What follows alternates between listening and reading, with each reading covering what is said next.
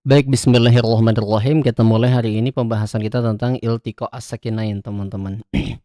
Baik, apa itu iltiqa as-sakinain? Iltiqa as-sakinain adalah pertemuan dua sukun, yang dimana kebiasaan orang Arab tidak menggabungkan kedua sukun tersebut. Ya, melainkan ada yang dihazaf, dibuang, atau mungkin ada yang ditahrik, diberikan harokat pada sukun yang pertama. Itu untuk yang fil kalimatain ini biasanya. Tapi kalau teman-teman melihat nanti pada yang satu kata itu berbeda lagi. Jadi ini yang pengertian di atas itu untuk yang dua kata sebetulnya. Oke, kita lihat di bagian yang pertama. Jadi teman-teman, iltiqa as-sakinah itu singkatnya adalah pertemuan dua sukun gitu aja. Yang kebiasaan orang Arab, dia biasanya mensukunkannya atau membuangnya. Nah, ketika teman-teman lihat ya, iltiqa as-sakinain pada satu kata, maka di dalam bahasa Arab kalau terjadinya pada satu kata, yakni disebutnya dengan fil kalimah. Saya ulang ya. Iltiqa as-sakinain fil kalimah. Kalimah itu artinya adalah satu kata. Ya. Nah, kalau dua kata disebutnya fil kalimataini. Nah, sekarang kita bahas dulu yang fil kalimah, teman-teman. Nah, iltiqa as-sakinain pada satu kata itu ada nanti dua jenis. Ada yang terjadi pada waqaf, ada yang terjadi pada wasal dan waqaf. Nah, yang terjadi pada waqaf, teman-teman, itu nanti ada tiga. Yang pertama ada yang pada mad arid li sukun, ada pada madlin, ada pada huruf sahih. Baik. Sebelum masuk kepada konteks mad arid li sukun, madlin dan juga huruf sahih, kita kenali dulu apa itu waqaf. Sudah dibahas. Waqaf adalah berhenti, teman-teman. Nah, biasanya kaidah waqaf adalah mensukunkan huruf terakhir ketika berhenti baca. Itu kaidah waqaf. Jadi contoh kayak kayak kita lagi baca Al-Fatihah kan, di ayat 1 kan langsung aja himnya itu nggak dibaca himi tapi him.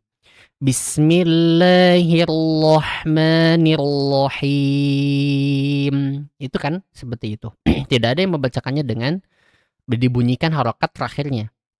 Contoh, Bismillahirrahmanirrahim. Nggak ada. Pasti him. Nah, ketika membacakan waqaf harus selalu dalam keadaan ya ketika berhenti itu si. Nah, huruf terakhirnya disukunkan, teman-teman. Nah, maka itulah kaidah waqaf. Sehingga kalau sudah tahu kaidah waqaf mensukunkan huruf terakhir, teman-teman, kita lihat konteks ayatnya. Ingat ya, clue-nya adalah iltiqa as-sakinain, bertemunya dua sukun. Nah, mad dari disukun adalah mad. Arid itu palsu, lisukun untuk mensukunkan. Jadi gini, yang dilihat oleh teman-teman dalam Hudalil Muttaqin contohnya di Al-Baqarah, ya kita sebagai pembuktian. Contoh di sini kita lihat. Nah, ya. Nah, ini. Jadi kan itu akhir ayatnya itu kan lil muttaqina sebetulnya seperti ini. Lil muttaqina, muttaqina. Nah, ada naknya. Cuman karena kita bacanya waqaf jadinya panjang kan? Lil muttaqin. Nah, seperti itu. Nah, ketika dipanjangkan kan disebutnya hukumnya mad adli sukun. Nah, mana yang menjadi palsu disukunkannya? Kan mad itu panjang, arid itu palsu, lisukun untuk mensukunkan. Mana yang menjadi palsu disukunkan? Nah, yang naknya. Karena memang diwakafkan, teman-teman. Nah, karena yang nunnya diwakafkan sehingga menjadi sukun, nah maka nanti itu dia akan bertemu dengan huruf sebelumnya yang sukun, yang ini yang ya. Nah, itu ya, yang ya. Ya ini pun sama sukun. Nah, karena ya-nya sukun bertemu dengan nunnya juga sama sukun, maka disebutlah dengan iltiqa as-sakinain gitu, teman-teman. Ya, iltiqa as-sakinain, yakni bertemunya ya sukun dengan nun sukun sama-sama sukun gitu. Nah, karena bertemunya dua sukun disebut dengan iltiqa as-sakinain gitu kan ya. Maka kita lihat lagi, kata ini tuh terjadinya pada satu kata atau dua kata, yang lil muttaqin. Oh, ternyata satu kata, lil muttaqin, al muttaqin itu satu kata. Nah, karena satu kata, maka disebut dengan fil kalimah. Iltiqa as-sakinain fil kalimah. Nah, karena teman-teman di sini dibacanya panjang ya, lil muttaqin. maka disebutnya dengan bil mad. Sehingga kalau digabungkan iltiqa as-sakinain fil kalimah bil mad. Saya ulang ya. Yang mad dari sukun itu disebutnya dengan iltiqa as-sakinain fil kalimah bil mad. Jadi kalau semisal ada yang nanya, kok disebut iltiqa as-sakinain? Karena ya sukun bertemu dengan nun yang disukunkan karena waqaf. Kok disebut fil kalimah? Karena memang lil muttaqin terjadi pada satu kata. Dalam bahasa Arab, kalau satu kata disebutnya dengan fil kalimah. Dan juga kok disebutnya bil mad dengan panjang, karena memang mad dari sukun dibacanya dengan panjang. Nah, gitu teman-teman ya kalau ada yang menanyakan. Jadi kaidahnya iltiqa as-sakinain fil kalimah bil mad. Nah, itu teman-teman ya. Kemudian apakah ada yang lain untuk yang bil mad ini? Ada, yakni terjadi pada madlin. Nah, ini contohnya di surah Al-Quraisy, teman-teman. Li'ilafi Quraisy. Sebetulnya asal muasalnya shinnya nggak sukun, tetapi ada shin, yakni tanwin kasroh. Nah, karena diwakafkan, kan tadi kaidah wakaf itu adalah mensukunkan huruf terakhir, maka shinnya disukunkan. Nah, karena shinnya sukun bertemu dengan ya sukun sebelumnya yang ini, maka dia disebut dengan hukumnya madlin. Ya, karena yang ya ini ya sukun jatuh sebelum ro berharokat fathah. Disebutnya lin. Karena dibacakannya panjang, jadilah madlin. Nah, karena yang ya-nya sukun, kemudian shinnya pun disukunkan karena wakaf, terjadilah bertemunya dua sukun, disebut dengan iltiqa as-sakinain. Ya, iltiqa as-sakinain. Apakah dia pada satu kata dua kata? Nah, satu kata, karena Quraisy artinya memang orang Quraisy. Quraisy, ya, Quraisy, ya. Nah, karena terjadinya pada satu kata, kita lihat lagi konteks berikutnya, apakah dibaca panjang atau tidak. Oh, ternyata dibaca panjang. Karena dibaca panjang, maka disebut dengan bil mad. Gitu, teman-teman. Jadi kaidahnya, yang mad dari disukun dan juga madlin, kalau ditanya, terjadi ke iltiqa sakinain? Terjadi. Apa kaidahnya? Iltiqa as-sakinain fil kalimah bil mad. Kalau disebut iltiqa as-sakinain, karena memang iya sukun dengan shin itu diwakafkan sama-sama sukun, maka terjadi iltiqa as-sakinain, bertemunya dua sukun. Kok disebut fil kalimah? Karena memang terjadinya pada satu kata, Quraisy. Satu kata. Kok disebutnya dengan bil mad? Karena memang terjadinya ya ini dibaca dengan panjang, akhirnya disebut dengan bil mad. Gitu, teman-teman ya. Nah, yang terakhir, kalau yang ini tidak terjadi dengan bil mad, yakni terjadi dengan pada huruf sahih. Nah, kebiasaan orang-orang Indonesia itu terkadang saya dengarkan banyak orang-orang yang baca huruf terakhirnya itu padahal ada, tapi dihilangkan, teman-teman. Contohnya kayak surah Al-Asr, wal asr. Harusnya kan rohnya muncul wal asr. Tapi kadang dibacanya cuma wal as atau mungkin wal asri. Nah, sebetulnya itu secara kaidah wakaf menyalahi aturan. Kenapa? Karena wakaf itu harus selalu, teman-teman ya, mensukunkan huruf terakhir. Jadi bukan wal asri, tapi wal asr, rohnya disukunkan. Gitu ya, teman-teman. Nah, kita lihat di surah Al-Asrnya, teman-teman. Untuk pembuktian ya. Nah, kita lihat. Nah, ini. Itu kan huruf sod. Nah, ketemu sama ro. Ro ini kan karena dia asal muasalnya ri, karena diwakafkan jadinya wal asr. Kenapa wal asr? Karena memang si ro-nya diwakafkan. Karena ro-nya wakaf, disukunkan, dan kemudian sebelumnya ada sod yang sukun juga. Nah, maka bertemulah dua sukun. Karena bertemu dua sukun, maka disebut dengan iltiqa as-sakinain. Ya. Dan ini wal asr ini kan satu kata, demi masa. Satu kata, karena satu kata disebutnya dengan fil kalimah. Cuman ini kan nggak dibaca panjang, disebut dengan biharfi sohih. Kenapa biharfi sohih? Karena ada ro yang dibaca di akhir ayat daripada ayat 1 gitu, teman-teman. Jadi disebutnya iltiqa as-sakinain fil kalimah biharfi sohih. Itu ya, teman-teman.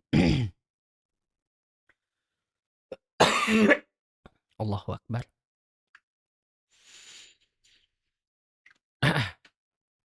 Nah, kemudian ada yang terjadi pada wasol dan waqaf. Nah, ini ya. Contohnya di surah Al-Fatihah ayat terakhir, waladdallin. Sebetulnya kalau diwasolkan ini kan bisa, teman-teman. Waladdallin, bismillahirrahmanirrahim, alif lam mim. Itu bisa, teman-teman. Diwasolkan pun. Maka karena si mad lazim ini kedudukannya bisa diwasal dan waqaf, ya, maka disebutlah teman-teman untuk tipe yang kedua ini terjadinya bisa ketika wasal dan waqaf untuk mad lazim. Nah, apakah terjadi iltiqa as-sakinain? Terjadi. Jadi gini teman-teman. Nah, di sini ada waladhdallin. Loh, kok terjadi? Kan ini kan lamnya tasdid bukan sukun. Nah, disclaimer dulu teman-teman. Dalam penulisan bahasa Arab itu nanti ada yang diberikan tasdid seperti ini. Nah, asal muasalnya tasdid ini itu bukan tasdid teman-teman, akan tetapi ada lam yang dua. Jadi kalau misalnya dibayangkan itu ada lam satunya lagi yang sukun, kemudian lam yang kedua itu berharokat kasroh. Jadi kalau secara tulisan seperti ini teman-teman. Saya tulis dulu ya. Sebentar. Nah, jadi al-dhalin itu sebetulnya asal-muasalnya begini. Contoh ya. Set, set. Nah, al-dho. Kemudian lam itu dua gini. Lam, ya, nun. Nah gitu. Jadi lam pertama sukun, lam kedua berharokat kasroh. Nah begini asal muasalnya. Jadi ad-dhalin itu. Nah, yang sukun pertamanya yang mana? Yang alif. Ingat ya teman-teman, alif itu tidak menerima harokat. Ya. Jadi kalau semisalnya melihat alif tidak menerima harokat, ya maka disebutnya sukun.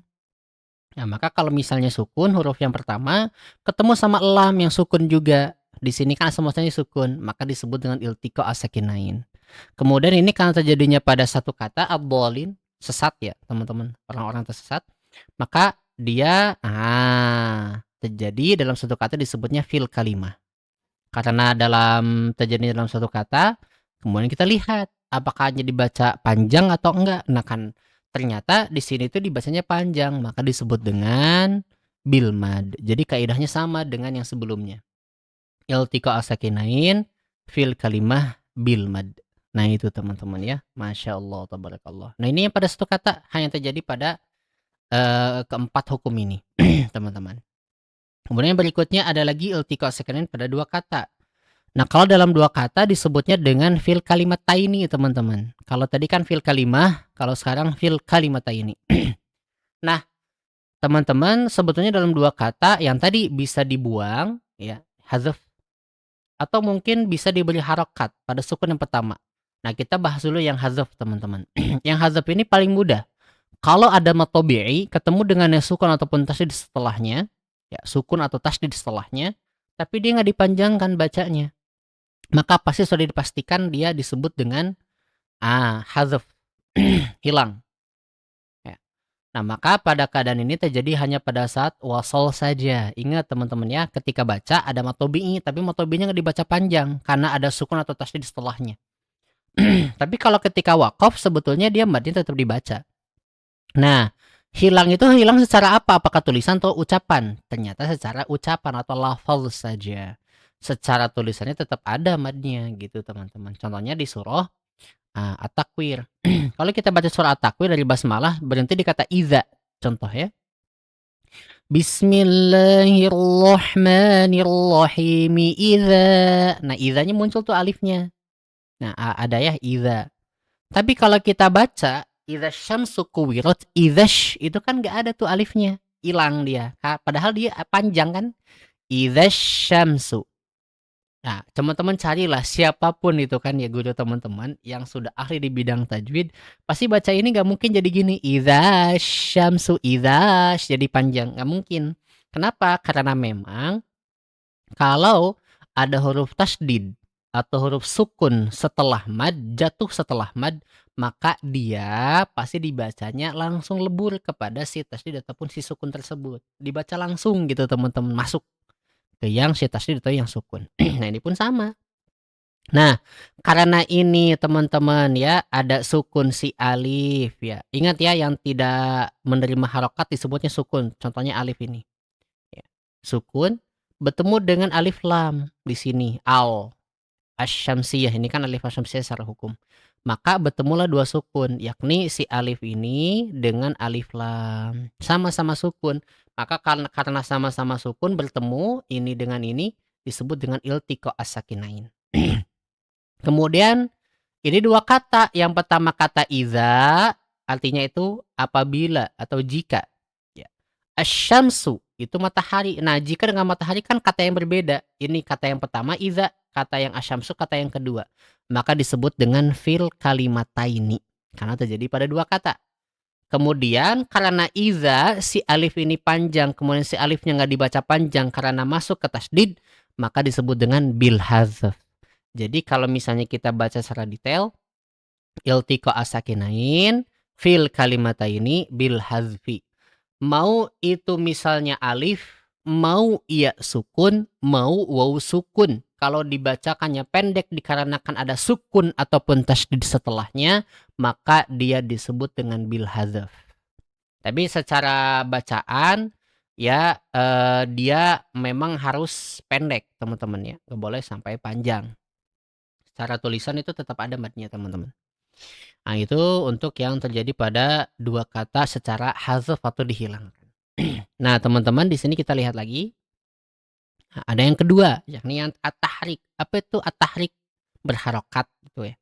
Nah, kalau yang berharokat nanti ya sesuai dengan harokat yang ada dalam bahasa Arab, kasroh, fathah, dan dhammah. Yang pertama kita bahas tentang kasroh. Nah, kasroh ini teman-teman ya, ini huruf sukun pertama. Kita lihat ada juga contoh dalam Al-Quran.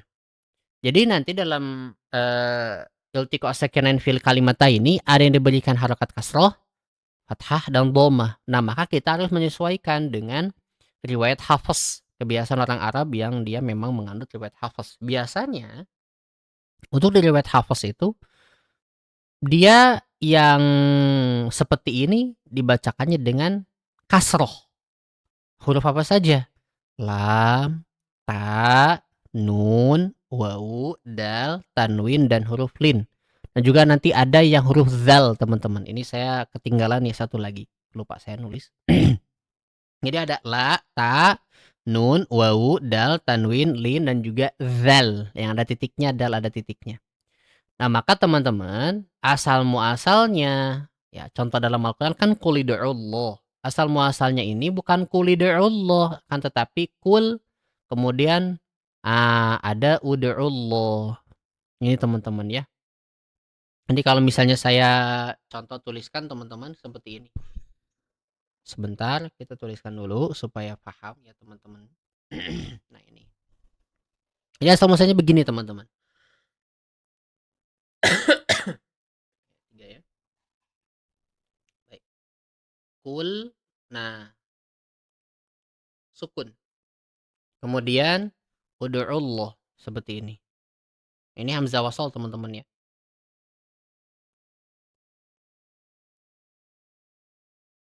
Nah, sebetulnya seperti itu. Cuman karena kesulitan untuk orang Arab ya, membacakan dua-duanya sukun, saya juga sulit sebetulnya.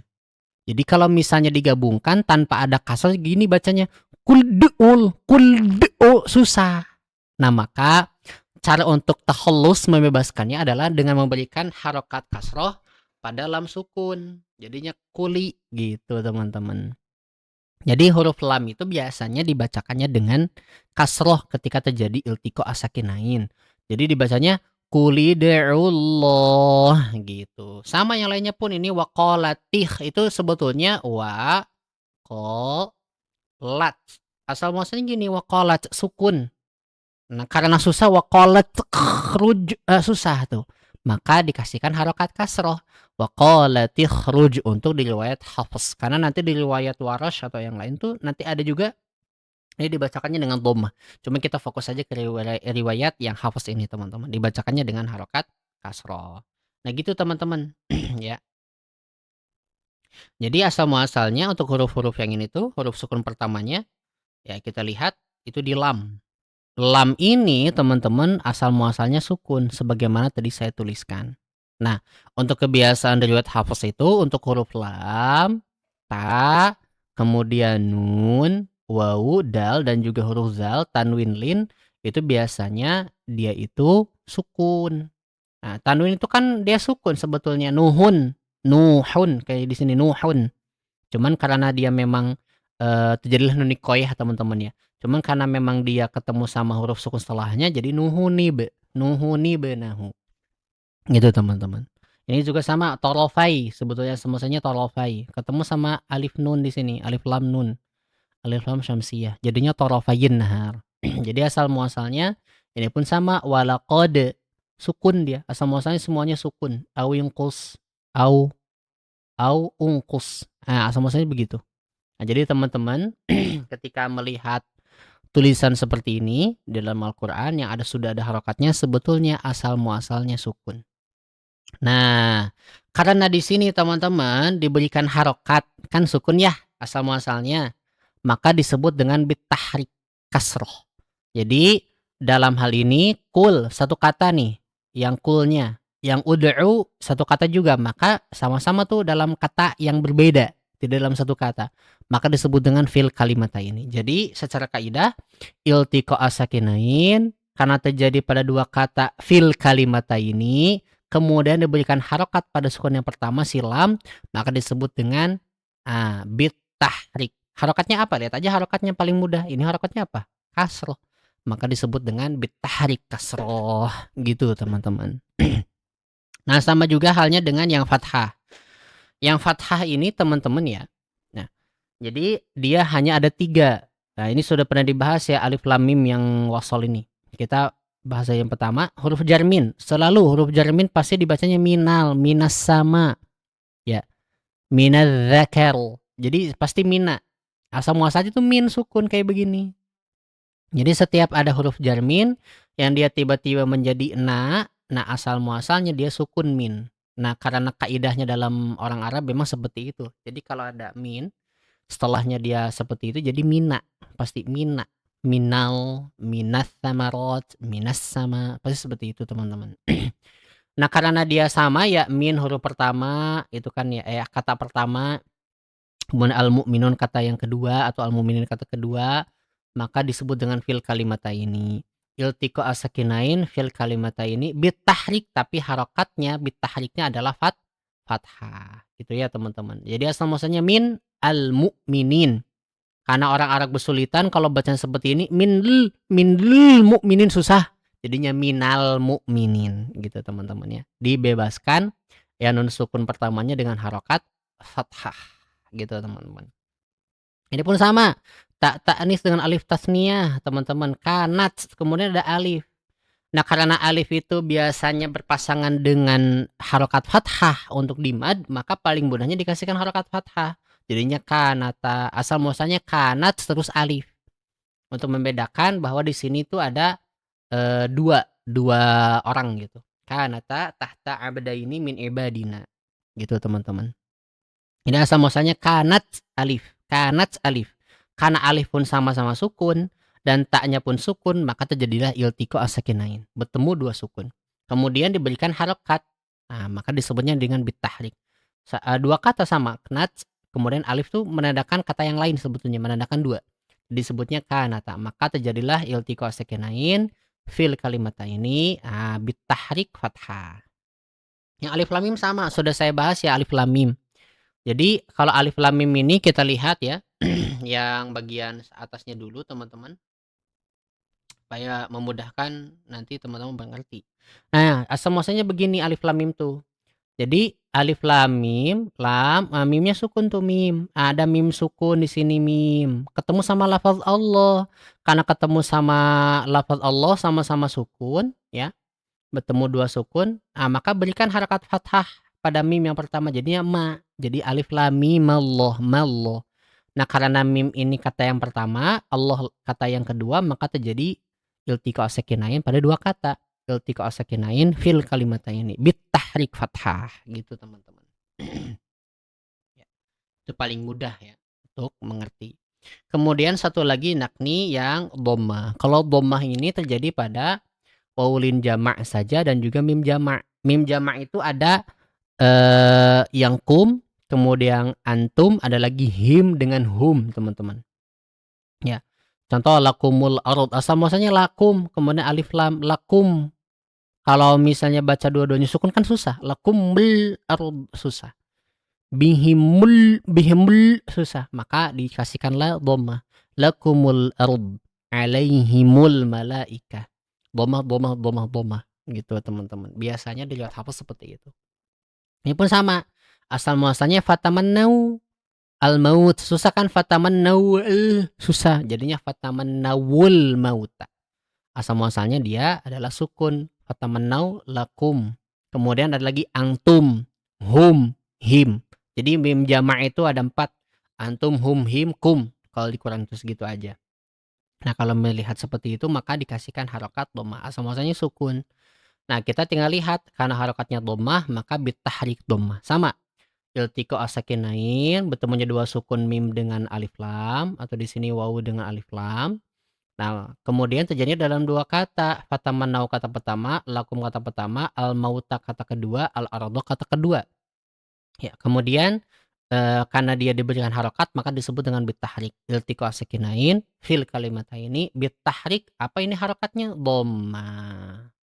Paling mudah kalau teman-teman bingung nih harokat apa ya, lihat aja nih yang ini huruf pertama di kata pertama. Nah, gitu teman-teman ya. Baik, itu saja teman-teman untuk pembahasan kita kali ini ya. Alhamdulillah iltiqo as-sakinain mungkin agak pusing buat teman-teman, tapi insya Allah bakal paham kalau teman-teman selalu memutar video ini nanti ketika di-upload. Nah, gitu ya teman-teman, terima kasih atas perhatiannya. Nanti kita ketemu lagi. Assalamualaikum.